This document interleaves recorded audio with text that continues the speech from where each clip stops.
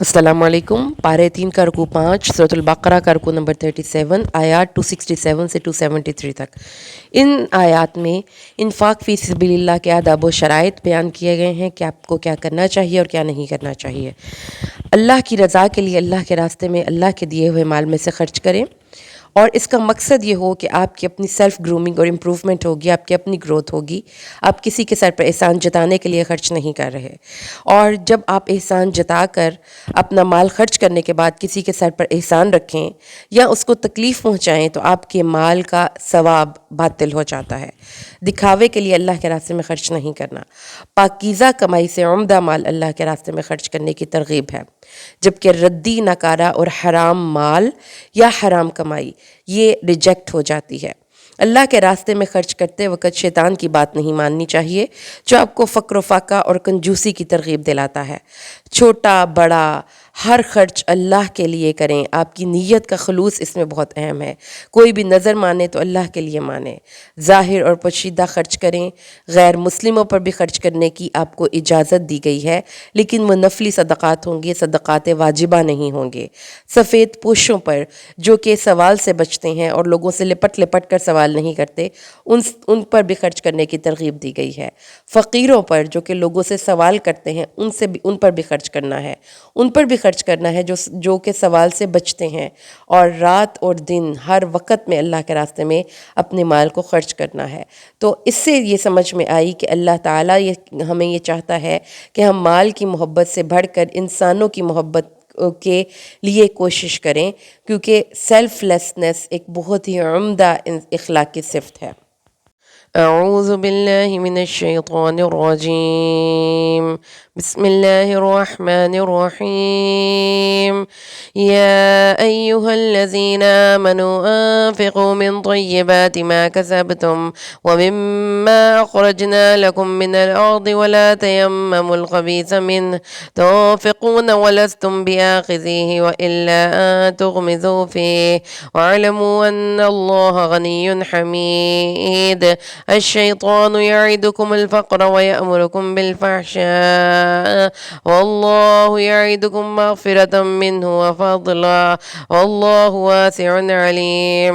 یؤتی الحکمة من یشاء ومن یؤت الحکمة فقد اوتی خیرا کثیرا وما یذکر الا اولو الالباب۔ وما انفقتم من نفقة او نذرتم من نذر فإن الله يعلم وما للظالمين من أنصار۔ إن تبدوا الصدقات فنعما هي وإن تخفوها وتؤتوها الفقراء فهو خير لكم ويكفر عنكم من سيئاتكم والله بما تعملون خبير۔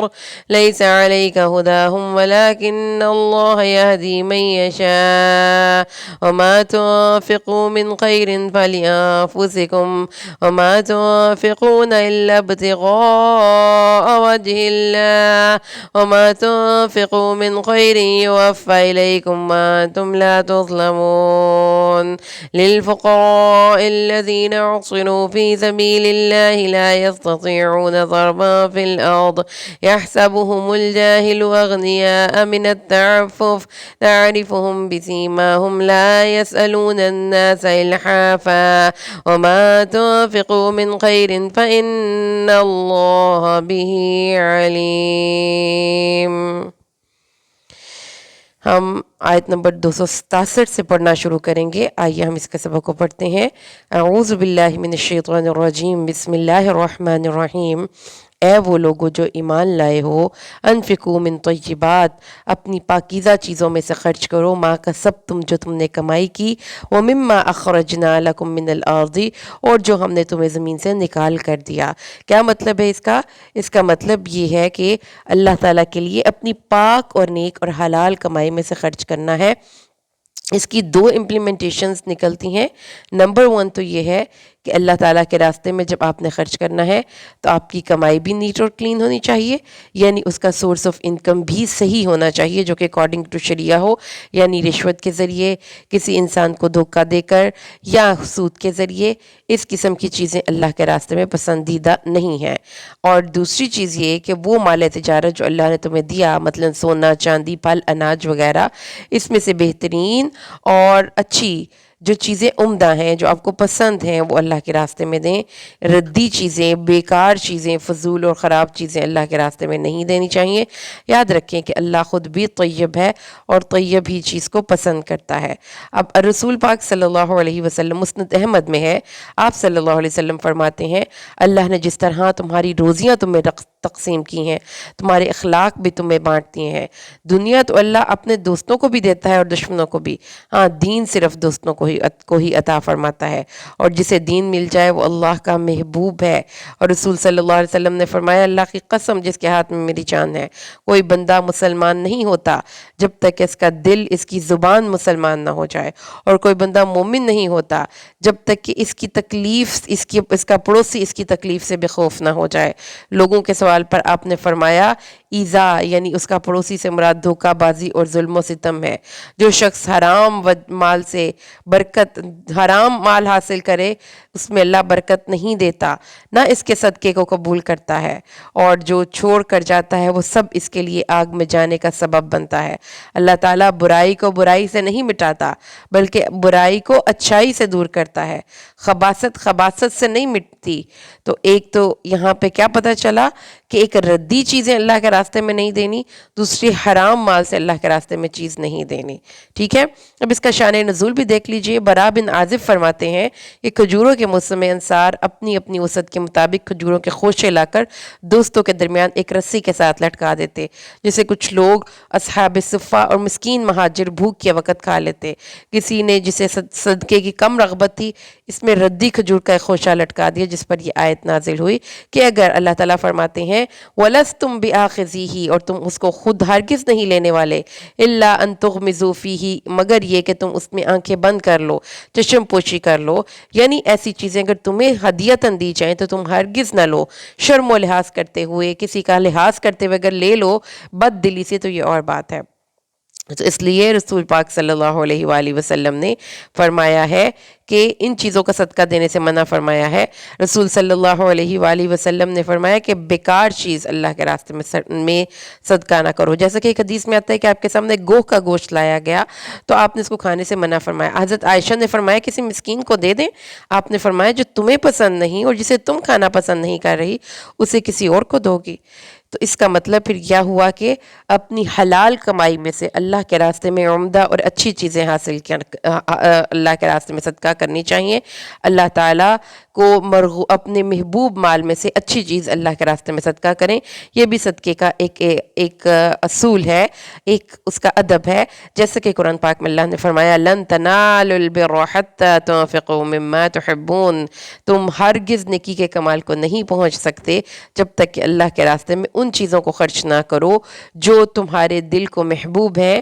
اور اللہ تعالیٰ نے فرمایا ہے کہ جیسا کہ قربانی کے حکم کے بعد فرمایا لَن يَنَالَ اللَّهَ لُحُومُهَا وَلَا دِمَاؤُهَا وَلَكِنْ يَنَالُهُ التَّقْوَى مِنْكُمْ، اللہ کو نہ ان کا خون پہنچتا ہے نہ گوشت پہنچتا ہے، بلکہ وہ تو تمہارا تقوی دیکھنا چاہتا ہے۔ اور یاد رکھو کہ اللہ کو شادہ ہے، فضل والا ہے، اس کے خزانے میں کوئی کمی نہیں۔ تو اپنے حلال مال میں سے، دل کے مرغوب مال میں سے اللہ کے راستے میں صدقہ کرنا چاہیے۔ اور یاد رکھو وَاعْلَمُوا أَنَّ اللَّهَ غَنِيٌّ حَمِيدٌ، اللہ کو تمہارے صدقے کی کوئی ضرورت نہیں، وہ بے پرواہ ہے۔ اللہ کے جود و کرم، اس کی بخشش اور اس کی سخاوت کو ذہن میں رکھو، اور پھر دیکھو کہ وہ آپ تمہارے اپنے ہی دیے ہوئے مال میں سے، اگر کیونکہ دیا تو اللہ نے ہے نا، تو وہ مفلس نہیں ہے، وہ حمید ہے، تمام افعال اس کی تعریف ہی تعریف کے ہیں، تو اس کے علاوہ کسی کی عبادت نہیں، جہانوں کا پالنے والا ہے، عبادت اس کے علاوہ کسی کی نہیں، کوئی کسی کی پرورش نہیں کرتا۔ اس لیے ہمیں یہ بات یاد رکھنی چاہیے کہ اللہ تعالیٰ کے راستے میں یہ چیزیں کہ شیطان یہ کہتا ہے کہ تم غریب ہو جاؤ گے، یہ چیزیں اللہ تعالیٰ نے فرمایا ہے کہ نہیں کرنی۔ آگے چلیں، الشیطان یعدکم الفقر، شیطان تمہیں فقر کا حکم دیتا ہے، شیطان وعدہ کرتا ہے تم سے فقر کا۔ کیا مطلب ہے؟ حدیث میں عبداللہ ابن مسعود سے موقوف مروی ہے، جس کا کہ اللہ کے راستے میں خرچ کرنے سے شیطان روکتا ہے اور دل میں وسوسہ ڈالتا ہے کہ اس طرح تو ہم فقیر ہو جائیں گے، اور اس طرح اس کو اس نیک کام سے روک کر پھر بے حیائیوں اور بدکاریوں کی رغبت دلاتا ہے، گناہوں اور نافرمانیوں اور حرام کاریوں اور اللہ کے مخالفت کے کاموں پر اکساتا ہے۔ تو اللہ کے راستے میں خرچ کرنے سے ہاتھ نہیں روکنا چاہیے۔ اور یہاں پر فقر کا مطلب فحشاء کا مطلب ایک بے حیائی بھی ہے، دوسرا اس کا مقصد بے شرمناک بخل ہے۔ تو شیطان تمہیں کہتا ہے کہ تم اللہ کے راستے میں خرچ کرو گے تو فقیر ہو جاؤ گے، اور اللہ تعالیٰ کے راستے میں خرچ نہ کرو بلکہ وہ بخیلی کا حکم دیتا ہے۔ اللہ یعدکم مغفرۃ منہ وفضلا، اور اللہ کہتا ہے کہ اللہ کے راستے میں خرچ کرو گے تو تمہیں اللہ تعالیٰ کی طرف سے وسعت اور کشادگی تو ملے گی ہی ملے گی، فضل تو ملے گا ہی ملے گا، لیکن اس کے ساتھ ساتھ بخشش ملے گی، اللہ سے اللہ کا رحم و کرم ملے گا، اللہ کا فضل و کرم ملے گا، اور اس کا انجام بھی بہتر ہوگا۔ تو اس طرح سے اللہ نے ہمیں اس چیز کی طرف رہنمائی کی کہ شیطان کا کام یہ ہے کہ وہ انسان کو نیکی کے راستے سے دور لے کر جاتا ہے، اور اپنے طور پر وہ یہ کہتا ہے کہ انسان کو بری چوائسز کروائے۔ یہاں پہ مقصد آپ کو سمجھ میں آ گیا کہ شیطان کھانے پینے کے معاملے میں اور بھی بہت سے معاملات میں انسان سے بری چوائس کرواتا ہے۔ تو اس لیے اللہ تعالیٰ نے ہمیں اس چیز کی طرف رہنمائی دی کہ اللہ کے راستے میں اچھے طریقے سے خرچ کرنا چاہیے۔ اگلی آیت پہ آ جائیے، یؤتی الحکمۃ من یشاء، عطا کرتا ہے وہ حکمت۔ کون سی حکمت؟ اب یہ حکمت اس کانٹیکسٹ میں یہ سوچ لینا ہے کہ اللہ کے راستے میں جب آپ 1 روپیہ خرچ کرتے ہیں تو وہ بڑھ جاتا ہے، اپنے مال کو سیو کرنا ہے تو آپ کو اللہ کے راستے میں خرچ کرنا چاہیے۔ حدیث کا مفہوم یہ ہے کہ رسول صلی اللہ علیہ وسلم نے فرمایا، ابن آدم کہتے ہیں میرا مال میرا مال، حالانکہ اس کا مال وہ جو اس نے کھا لیا، جو پہن لیا اور پہن کے پرانا کر لیا، اور وہ جو اس نے صدقہ کر لیا، باقی سارا مال تو اس کے ورثہ کا ہے۔ تو اس کانٹیکسٹ میں جس کو دیتا ہے حکمت، جس کو یوتی وہ عطا کرتا ہے حکمت جسے چاہتا ہے۔ ومن یؤت الحکمت، اور جو دیا گیا حکمت، فقد اوتی خیرا کثیرا، اس کو دی گئی بہت بھلائی۔ وما یذکر الا اولو الالباب، اور نصیحت قبول نہیں کرتے مگر عقل والے۔ حکمت سے مراد یہاں پر صحیح وقت میں صحیح ڈیسیجن لینا ہے، رائٹ ٹائم پہ رائٹ ڈیسیجن، صحیح بصیرت اور صحیح قوت فیصلہ ہے۔ یہاں اس ارشاد سے مقصد یہ ہے کہ جس شخص کے پاس حکمت کی دولت ہوگی وہ ہرگز یہ شیطان کی ورغلاوے میں اور بہکاوے میں نہیں آئے گا، بلکہ اس راستے کو اختیار کرے گا جو اللہ نے اس کو دکھایا ہے۔ کیونکہ شیطان کی تنگ نظری میں یہ بڑی ہوشیاری اور عقل مندی ہے کہ انسان اپنی دولت کو سنبھال کر رکھے اور مزید کمائی کی فکر کرے، لیکن اللہ تعالیٰ نے جن کو نور بصیرت دیا ہے ان کے نظر میں حکمت یہ، عقل مندی یہ ہے کہ وہ اپنے مال کو اللہ کے راستے میں صدقہ کریں تاکہ ان کو اگلی دنیا میں جا کر اس کا فائدہ ملے۔ تو حکمت اور دانائی، جو شخص جو کچھ کمائے اس کو اپنی ضرورت پوری کرنے کے بعد دل کھول کر بھلائی کے کاموں میں خرچ کرے۔ تو یہاں پہ حکمت سے مراد یہ ہوگی۔ لیکن اگر آپ حکمت کی ایک جنرل ڈیفینیشن دیکھنا چاہتے ہیں، یعنی کہ حکمت کیا ہے، تو حکمت دراصل صحیح وقت پہ صحیح فیصلے کی ابیلٹی ہے۔ اس بات کو آپ سمجھیے، جیسا کہ اگر ہم اس کی ڈکشنری میں میننگ دیکھتے ہیں تو اس کا مطلب پھر یہ ہے کہ اللہ تعالیٰ کے کسی گھوڑے کو لگام دے دی جائے کس کر، تو اس لگام کی وجہ سے اس گھوڑے کے منہ کے اندر ایک طرح سے آپ سمجھ لیں کہ ایک آخری حد انسان کو اپنی پتہ چل جاتی ہے، ٹھیک ہے۔ تو اللہ تعالیٰ نے اس میں مفسرین کے اگر ہم اقوال اور افعال کو جمع کریں تو انہوں نے اس کے تفسیر بحر محیط میں مفسرین کے تقریباً 30 اقوال کو جمع کیا گیا ہے، جنہوں نے حکمت کی مختلف تفاسیر بیان کی ہیں۔ لیکن تفسیر حکمت کی تفسیر میں ایک ہی بات ہے جو سب نے لکھی، وہ یہ کیا ہے کہ ہر چیز کو اس کی جگہ پہ رکھنا اور اس کی یعنی کہ کسی بھی چیز کی آخری حد کو دیکھنا۔ جس طرح والحکمت وضع الامور فی محلہا، اور کوئی بھی حکمت اس کی اپنی اصل جگہ پہ رکھنا، اور اس کے بعد تمام اشیاء کی پوری معرفت، ہر طرح سے انڈرسٹینڈ کرنا اور پھر ان کو کس طریقے سے استعمال کرنا ہے۔ مثال کے طور پر آپ کو نالج آ گیا، آپ نے موٹر سائیکل کس طرح چلانی ہے، گاڑی کس طرح چلانی ہے۔ اب اس حکمت کا تقاضا یہ ہے کہ آپ اس کو کس سپیڈ سے چلائیں گے کہ اس کو نقصان نہ پہنچے، اور جو آپ اس سے بہترین فائدہ کیسے اٹھائیں گے، یعنی موجود کسی بھی چیز کا صحیح نالج کے آپ کو علم کہلاتا ہے، اور اس کی صحیح استعمال اس کی حکمت کہلاتا ہے۔ اگر آپ کے پاس پیسہ ہے مثال کے طور پر، تو آپ اس کو کہاں پہ لگائیں گے جس سے آپ کو میکسیمم بینیفٹ ملے، یہ حکمت ہے۔ تو یہاں پر اس کانٹیکسٹ میں حکمت کیا ہے کہ آپ کو یہ پتہ چل جائے کہ پیسہ کہاں پہ لگائیں گے تو آپ کو اس کا فائدہ ہے۔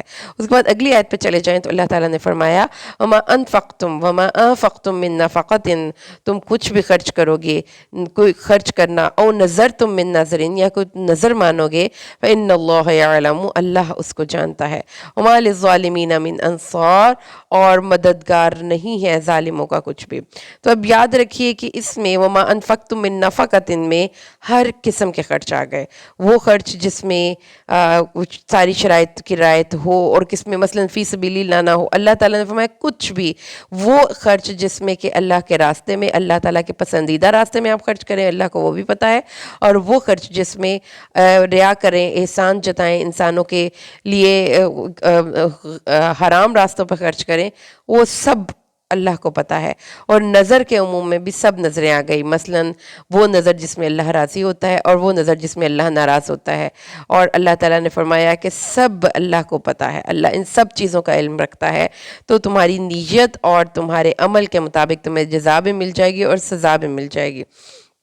اچھا، اس سے ایک اور یہاں پہ چونکہ نظر کی بات آ گئی، تو اب آپ کو معلوم ہونا چاہیے کہ نظر جو ہے یہ بھی ایک طرح کی عبادت ہے، ٹھیک ہے؟ نظر بھی ایک طرح کی عبادت ہے، اور جو نظر آپ مان لیتے ہیں پھر اس کو پورا کرنا فرض ہے۔ اگر آپ نظر پورا، رسول پاک صلی اللہ علیہ وآلہ وسلم، آپ کو پتہ ہے کہ رسول پاک صلی اللہ علیہ وآلہ وسلم نے اپنے صحابہ کو اجازت دی تھی نظر پوری کرنے کی، کیونکہ ایک صحابی نے کہا کہ میں نے فلاں جگہ پر ایک اونٹ صدقہ کرنے کی نظر مانی ہے، تو آپ نے فرمایا ٹھیک ہے پوری کرو، لیکن آپ نے پہلے پوچھا کیا اس یہاں پر کوئی میلہ وغیرہ تو نہیں لگتا، نہ اب نہ ایام جاہلیت میں وہاں پہ کوئی بت وغیرہ تو نہیں، اگر نہیں تو اپنی نظر پوری کرو۔ تو اس طرح سے نظر کا پورا کرنا بھی ایک طرح کی عبادت ہے، اور وہ خواہ آپ کی اور رسول پاک صلی اللہ علیہ وآلہ وسلم نے یہ چیز ہمیں بتائی کہ نظر کسی کام کو، نظر ہوتی کیا ہے؟ نظر یہ ہوتی ہے کہ آپ کسی کام کو کسی کام سے مشروط کر لیں، مثلا اگر میرا یہ کام ہوگا تو میں یہ اتنی دیکھ پر دوں گا، یا میں اتنے صدقہ وغیرہ کروں گا، یا میں اتنی نوافل ادا کروں گا۔ تو رسول پاک صلی اللہ علیہ وآلہ وسلم نے اس کو اتنا محبوب یا محمود نہیں کہا، اتنا پسندیدہ نہیں کہا، لیکن اجازت ہے۔ یعنی اگر اللہ کے نبی نے فرمایا ہے کہ نظر سے کوئی تقدیر سے، یعنی کہ مفہوم حدیث یہ ہے کہ نظر مان لینے سے تقدیر کا لکھا ہوا نہیں ٹلتا، لیکن کسی بخیل کے ہاتھ سے صدقہ نکل جاتا ہے، کیونکہ جو اس نے پہلے نہیں دینا تھا۔ تو اس لیے ہمیں یہ بات سمجھنی چاہیے کہ نظر بھی ایک طرح کی عبادت ہے، نظر میں بھی کسی چیز کو صدقہ خیرات کی نظر آپ مان سکتے ہیں، اور اس میں اگر آپ نے کسی چیز کو اپنے پر فرض کیا جو شریعت نے فرض نہیں کیا، تو پھر اس وقت آپ کو اس کو پورا بھی کرنا چاہیے، کیونکہ ایک طرح کی قسم ہے، نظر توڑیں گے تو قسم کا توڑنے کا کفارہ دینا ہوگا، جو کہ ہاں تو یہ غلام آزاد کرنا ہے، یا 10 مسکینوں کو کھانا کھلانا ہے، یا 10 مسکینوں کو لباس فراہم کرنا ہے، یا 3 دن کے روزے رکھنے ہیں، اگر اس نے قسم توڑ دی اور قسم توڑنے کا کفارہ دینا ہوا۔ تو آگے اللہ تعالیٰ نے فرمایا ہے کہ جو تم نظر پوری کرو گے اللہ اس کو جانتا ہے، اور وما للظالمین من انصار، اور ظالموں کا کوئی مددگار نہیں ہے۔ آگے چلیں تو اللہ تعالیٰ فرماتے ہیں، اللہ تعالیٰ نے فرمایا وَإِن تُبْدُوا الصَّدَقَاتِ، اگر تم صدقات کو اعلانیہ دو گے، یعنی سب کو کے سامنے دو گے، فَنِعِمَّا ہی، تو اچھی بات ہے، وَإِن تُبْدُوهَا وَتُخْفُوهَا وَإِن تُخْفُوهَا، اگر تم اس کو چھپاؤ، وَتُؤْتُوهَا الْفُقَرَاءُ، اور فقیروں کو دو، فَهُوَ خَيْرٌ لَكُمْ، تو یہ تمہارے لیے بہتر ہے، وَيُكَفِّرُ عَنْكُم مِّن سَيِّئَاتِكُمْ، اور یہ تم سے تمہاری برائیوں کو بھی دور کرے گا، وَاللَّهُ بِمَا تَعْمَلُونَ خَبِيرٌ، اللہ وہ جو تم عمل کر رہے ہو اس سے خبر رکھتا ہے، اللہ دیکھ رہا ہے۔ تو اللہ تعالیٰ نے فرمایا کہ اللہ کے راستے میں صدقہ خیرات کرنا دن کے وقت، رات کے وقت، چھپ کر، ظاہر یہ اللہ کو بہت پسند ہے. یہاں پر اللہ تعالیٰ نے ریکمینڈ یہ کیا ہے کہ چھپا کر صدقہ کرنا زیادہ بہتر ہے ایز کمپیئر ٹو ظاہر کر کے صدقہ کرنے کے. لیکن آپ اپنے سچویشن کے اکارڈنگلی کوئی بھی ایک طریقہ اڈاپٹ کر سکتے ہیں. لیکن زیادہ بہتر یہ ہے کہ آپ چھپا کر صدقہ کریں. اس سے ریاکاری کا بھی ڈر نہیں ہوگا اور لینے والے کی عزت نفس بھی متاثر نہیں ہوگی.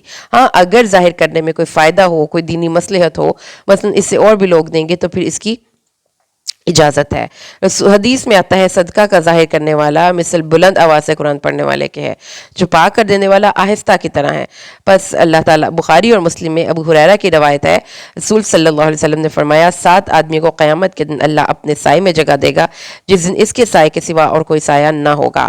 نمبر 1 عادل بادشاہ. نمبر 2 وہ نوجوان جو اپنی جوانی اللہ کی عبادت اور شریعت کی فرما برداری میں گزارے. نمبر 3 وہ 2 لوگ جو آپس میں اللہ کے لیے محبت رکھیں, اسی پر جمع ہوں اور اسی پر جدا ہوں. نمبر 3 وہ شخص جس کا دل مسجد سے اٹکا رہے. اور نمبر 4 وہ شخص جو تنہائی میں اللہ کا ذکر کرے تو اس کی آنکھیں آنسوں سے تر ہو جائیں. اور نمبر 6 وہ جسے اعلیٰ منصب اور حسب و جوال والی عورت بدکاری کی طرف بلائے اور وہ کہے کہ میں اللہ سے ڈرتا ہوں. اور نمبر 7 وہ شخص جو اپنا صدقہ اس قدر چھپا کر دے کہ بائیں ہاتھ کو بھی خبر نہ ہو کہ دائیں ہاتھ نے کیا خرچ کیا ہے. تو اس سے ہمیں یہ پتہ چلتا ہے کہ اللہ تبارک و تعالیٰ کو چھپا کر صدقہ دینا بہت پسند ہے.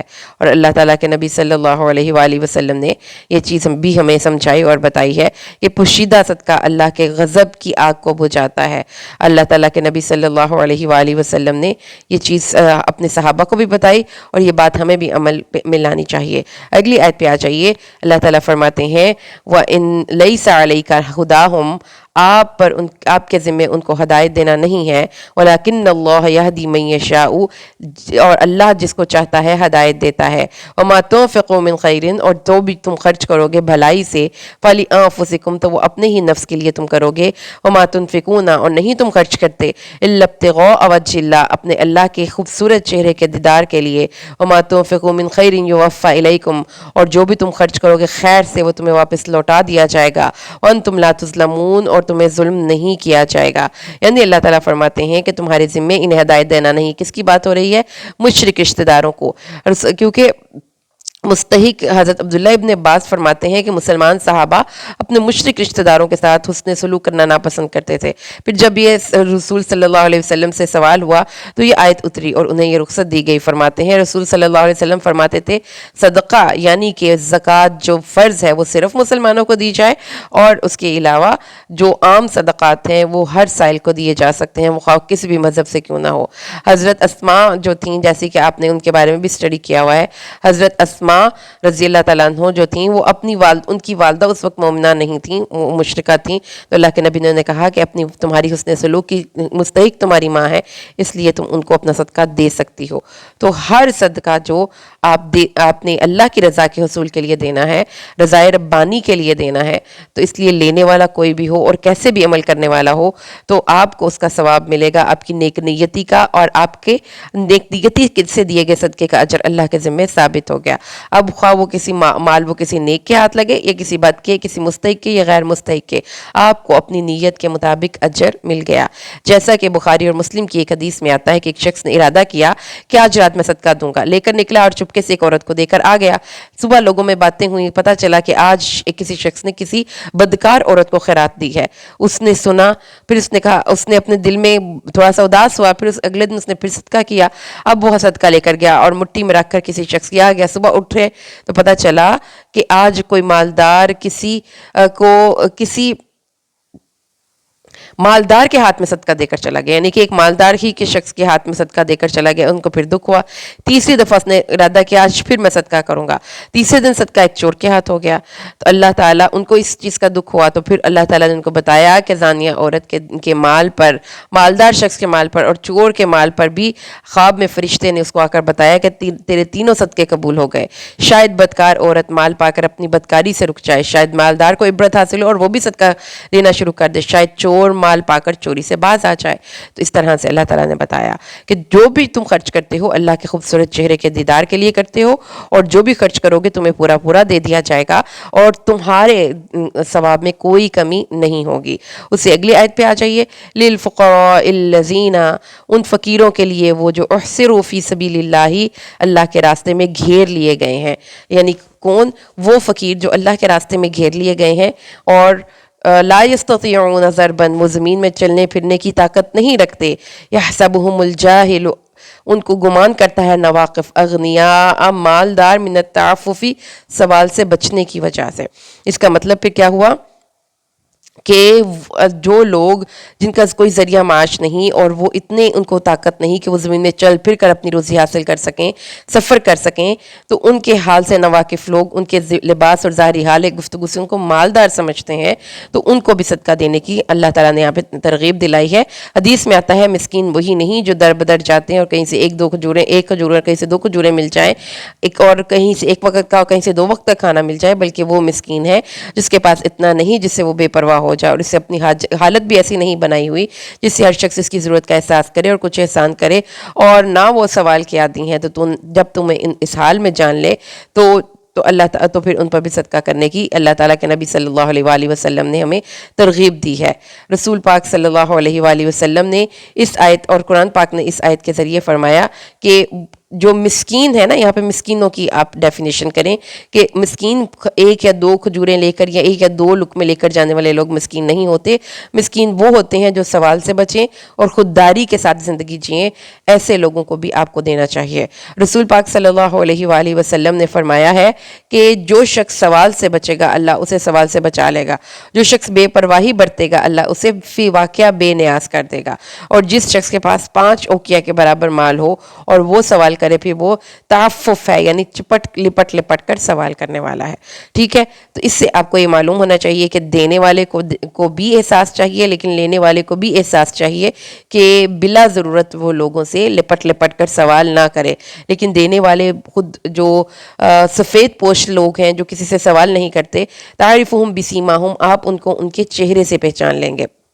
یعنی انہوں نے کوئی ایسا ظاہری حلیہ نہیں بنایا ہوا کہ جس طرح لوگ دیکھ کر ان کے بارے میں جان لیں کہ یہ لوگ جو ہیں یہ مسکین ہیں, یہ مانگنے والے ہیں, لیکن ان کے جو گھر کے حالات ہیں وہ اللہ تعالیٰ نے فرمایا کہ یہ چیز جو ہے وہ آپ کو بھی معلوم ہونی چاہیے. وَمَا تُنْفِقُوا مِنْ خَيْرٍ فَإِنَّ اللَّهَ بِهِ عَلِيمٌ, اور جو کچھ بھی تم خرچ کرو گے اللہ اس کو جاننے والا ہے. تو اس سے اللہ تعالیٰ نے جو بات ہمیں سمجھائی وہ یہ سمجھائی. اب دیکھیے کہ اللہ تعالیٰ نے یہاں پر صدقہ خیرات کرنے کی بہت سی آپ کو جگہیں بتائیں, اس کے آداب بتائے, وہ لوگ بتائے. یعنی آپ نے مسکینوں پر خرچ کرنا ہے, آپ نے اللہ کے راستے میں جب خرچ کرنا ہے تو آپ نے اپنی ردی چیز خرچ نہیں کرنی. آپ نے اللہ کے راستے میں جب جو چیز خرچ کرنی ہے وہ بہت عمدہ ہو, وہ بہت پرفیکٹ ہو. اس کو خرچ کرنے کے بعد آپ نے اللہ تعالیٰ ہی سے مدد اور اللہ تعالیٰ ہی سے اس کا ثواب لینا ہے.